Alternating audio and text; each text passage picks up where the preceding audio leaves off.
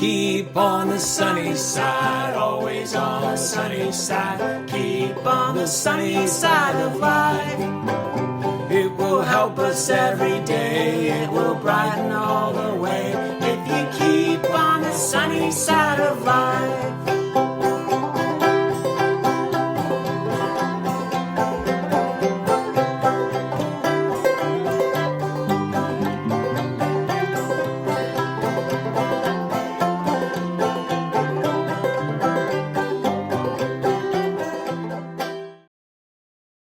Hi there, this is Joe Martin, and I wanted to just thank you for taking a few moments to watch this cabin talk.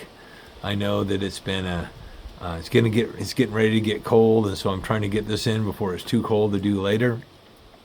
I was thinking a lot about the pandemic, not the pandemic that we've just been through, but a pandemic that existed even before that. It's a pandemic of quitting, of unfaithfulness. And I was reading some things in my journal, and I'll just share a little bit with you out of it if you don't mind.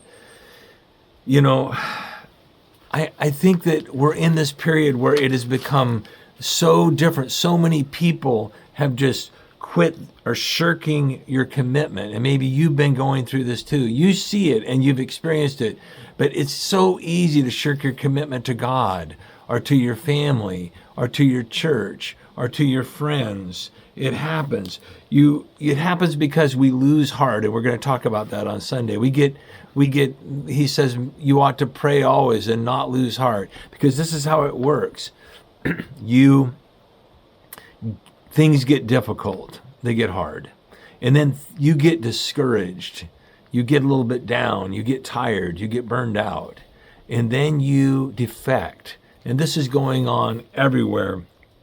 It's a real temptation that Jesus said we come under temptation in times like this. And it's not just a threat to your walk with Jesus, it's a threat to your character as a follower, as a human being, as a person.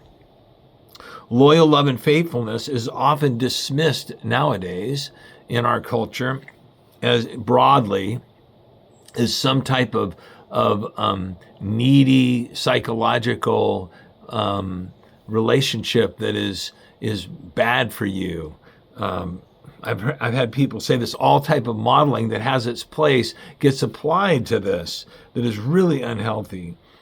What we used to call for thousands of years unfaithfulness is now celebrated as brave, or it is somehow celebrated as being so bold out there.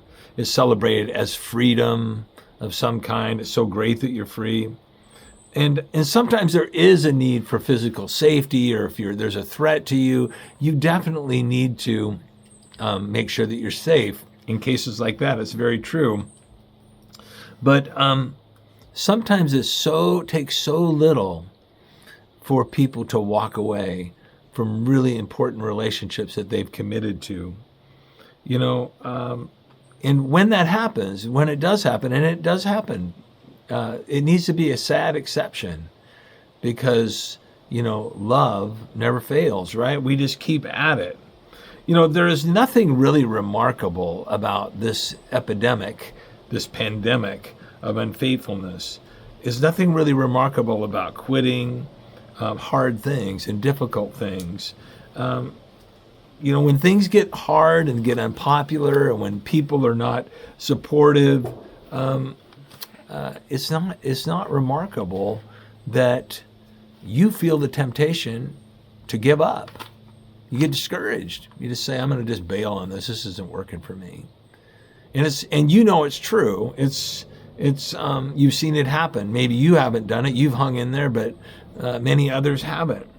What is remarkable is when you don't quit, when it is hard, when you don't defect, when you don't deconstruct without reconstructing. What is really brave, what I see happening among so many of you that watch this and so many people around it, when you, with your eyes wide open, no more illusions, no more these kind of idealized ideas about church and people, and with your eyes wide open, you see it for what it is, and you just choose to stick and to love and to stay loyal in love to God, to your family commitments, to your church commitments, to your friend commitments. This is important. You know, when others bail, you just stay in there. You're still there. I look at so many people in our congregation, and it's been really hard on them, but they have stuck so tight. Others have been struggled with this and been tempted. Maybe you're one of them, and then they've come back.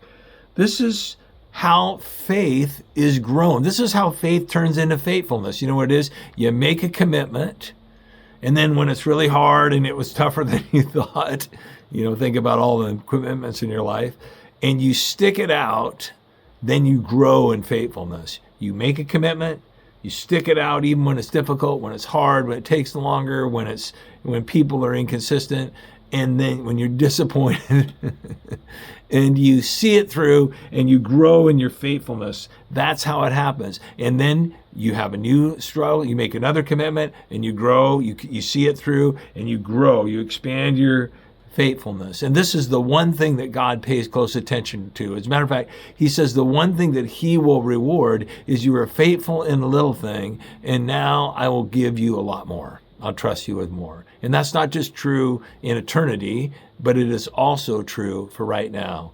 You are faithful with the little bit that God's given you. Keep the commitments that you've already made to God, to your family, to your church. And you know, God will give you more. He'll trust you with more because you are faithful. This is what the Bible teaches us in Matthew chapter 25, in verse 23. And so as I was thinking about this, if you are a person, and many, many people have talked to me about this, you've drifted, or you've defected, you've just kind of gotten out of it. You know what I'm saying? Turn back. You know, go back. God will bring to remembrance what he told you, the commitments that you made to him. Your life will be ordered by the commitments you made. It really will be. And reset a heart of faithfulness. Reset that. You don't retire from faithful service to God. That may change, it may morph a little bit, but you don't retire. You need to, renew, make a commitment again, and then keep it. Something that is start serving again. Yeah, that's what you need to do. You need to start showing up and just being present with other people. You need to start giving again. You need to start attending your church. And by church, I mean the church that you made a commitment to at one point. Maybe it's not TFBC, maybe it's another church, but you need to you need to do that. It's very important, and see it through. And then you start praying again. You start right now. You don't keep putting this off like there's some perfect time where you can finally turn it around. You say, well, it's been a long time. It's been years, or I haven't been around for a long time. Look, now is the time to start.